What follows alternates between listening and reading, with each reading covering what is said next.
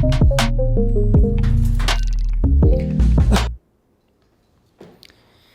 I actually have to apologize. I'm in the middle of editing this video and I'm in a temporary office location and I don't have the proper lighting. So you're gonna notice the sun goes in and out, and my face gets bright, then it gets really dark. I do not have the time to fix all that. So hopefully you can just bear with me. It's not gonna be perfect, but I needed to at least address that because it's a little distracting for me, but please bear with me. All right, back to the video. Welcome back, I hope all is well. If you've been staying up to date on the channel, you know that I recently started a group practice. And although I'm the sole owner of the practice, it took a whole bunch of different allies to help me get the practice started. And whether or not you're wanting to start a group practice or begin a solo private practice, it's all the same. We need a team of people to help us get the practice started. Now, I know it may seem a little odd. You are a helping professional. You're the one that helps others. But in order to get your practice started, you actually need help from other professionals as well. Now, one thing that was really confusing for me when I started my private practice, my solo practice, was to know what professionals I needed to connect with. And today I want to talk to you about 3 allies that are going to help you get your practice started and also help you maintain your practice along the way. So let's talk about that today. But before we do, if you haven't done so already, please do go ahead and click the thumbs up button on this video and hit subscribe. It really is helpful, but only if you want to. There is no pressure. Oh yes, and before we jump into the video, I wanted to let you know that I have a completely free resource. There are absolutely no gimmicks to it. It is a website that I personally wanted to create as a way to connect people to different resources. You can simply access it for free. And this is a website that I have built that collects and curates different resources that help private practitioners. So there's lawyers, there's accountants, there's different apps, there's all sorts of things on this website. And originally, when I was starting my private practice, you have tons of questions like, what accountant do I use? What apps do I use? You have all these questions, and it's usually word of mouth, which is really, really helpful. However, I didn't want to keep asking questions. And also, I don't want other people to have to go through the process of constantly asking questions. So I've curated a website which brings all of these wonderful word of mouth referrals into one cohesive place. You can sort, you can filter, you can do all sorts of things. Anyway, access to this website is completely free. I'll link it down below.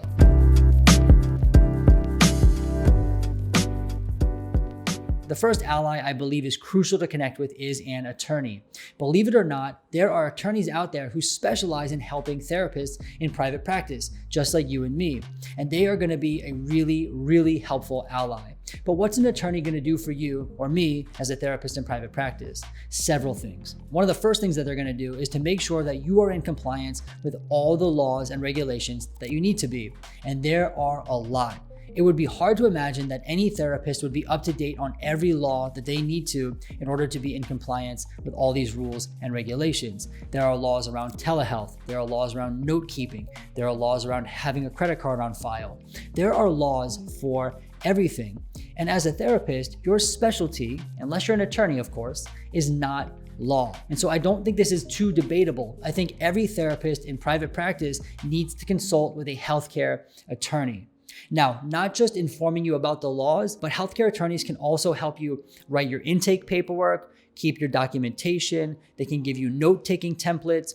And this is really, really crucial because your templates, if written by an attorney, are going to be in compliance with all the laws and regulations you need to be. It gives you such a peace of mind. Now, I know many of us want to write our own templates because we know our own workflow and we kind of know what works with our clients. But the most important thing is that you are in compliance with the law. And that's helpful not only for you, but also for your clients. You don't want anyone to be in any sort of legal jeopardy because you are not following the laws that you need to be.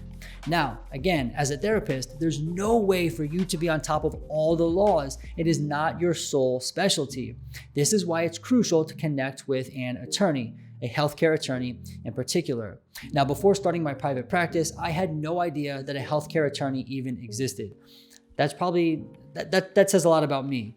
But once I found out, I did connect to an attorney. They helped me write all my intake paperwork. They answered all my questions about what was legal in terms of telehealth. Where do I need to be sitting? Where does a client need to be sitting? They helped me understand what I could and could not do in terms of insurance compliance. They helped me understand how I had to keep documents, where I had to keep documents, how I was to store a credit card. They helped answer so many questions. And by asking an attorney, I had a peace of mind in the answers I was given. Now, asking colleagues is is a wonderful thing, and I think it's a great resource. But when we ask other therapists who also aren't specialists in the law, you still have a bit of doubt. You're not quite sure if that's the law. Should you really follow that or not? And so I can't stress this enough. If you're starting a private practice, it is crucial for you to consult an attorney. Now, one of the biggest things that people say is that it's so expensive. It is expensive, but it's more expensive to defend yourself from a malpractice lawsuit or to get yourself out of legal trouble because you didn't invest upfront in learning what the laws were and what you needed to do to stay in compliance. So my personal opinion, it is totally worth it to consult a healthcare attorney in the process of starting a private practice, whether it be solo or group.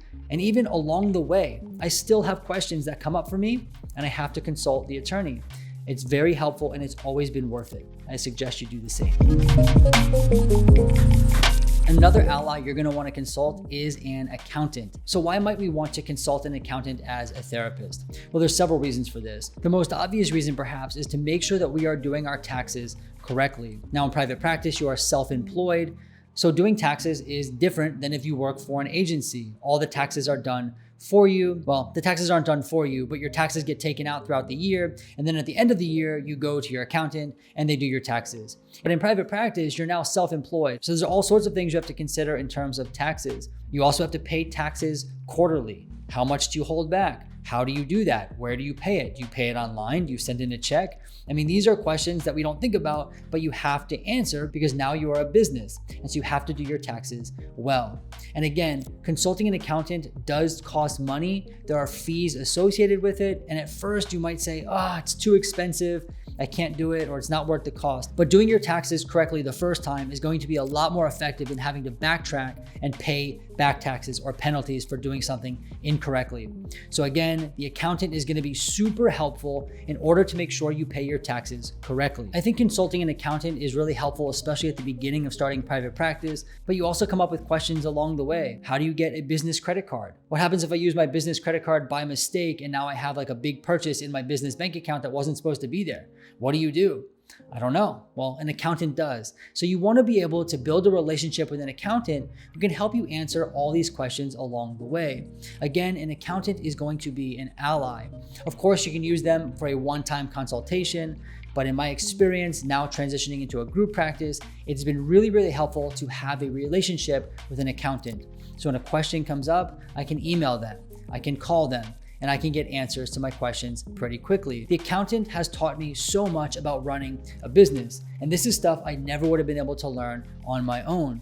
Even more, the accountant is there if I grow into a bigger business. They can provide all sorts of services that I need. They can do my books for me, they can do payroll for me, and these are all things that you want to be ready to do if you are able to or if you need to as you grow your business. And the other set of allies that I think is going to be crucial for you in your private practice journey, whether solo or group, is going to be other mental health professionals going through the same process or who have gone through the same process as you. So what I did is look for other therapists who are owners of group practices, and I began to build relationships with them. I would often ask them questions or ask if they could help me with something or ask for referrals to different resources. I even asked those people for referrals to lawyers and accountants. Now, the reason why this was so helpful is because they were therapists, so just like me, and they were also going through the same thing. And the most helpful thing about this was we could share resources together, right? So I got a lot of good referrals for accountants.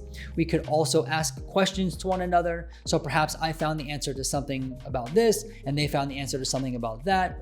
And oftentimes what I would find is that asking other people that have gone through the same thing as me or who are going through the same thing as me helped get me to like the next level. For example, I asked a couple colleagues about how do you hire a therapist? And I got a bunch of responses. So I went from knowing nothing to having a bunch of responses from people who have gone through it before, which gave me a new database of knowledge to begin working from.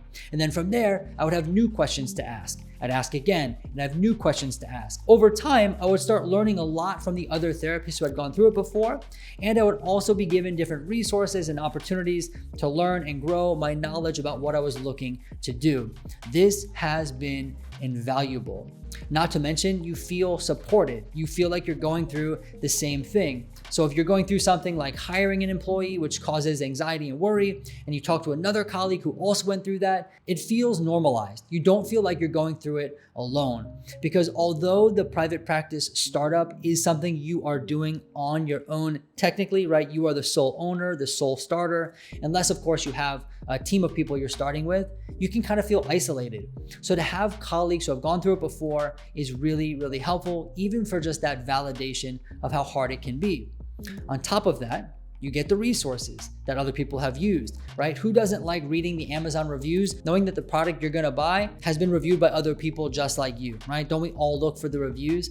It's the same thing, right? So when I was looking for an accountant, I wanted to see were there other therapists who started a group practice who used the accountant. And sure enough, you feel much more confident in that decision and you waste a lot less time just kind of throwing spaghetti at the wall. It's a win-win. I wanted to keep the video brief today, but do know that there are more than 3 allies that are helpful in your private practice journey. These are just 3 of the allies or groups of allies that I found to be most helpful in the startup process, both for solo private practice and also for starting a group private practice. Anyway, I hope this video was helpful for you. I hope you learned something. And until next time, I look forward to seeing you soon.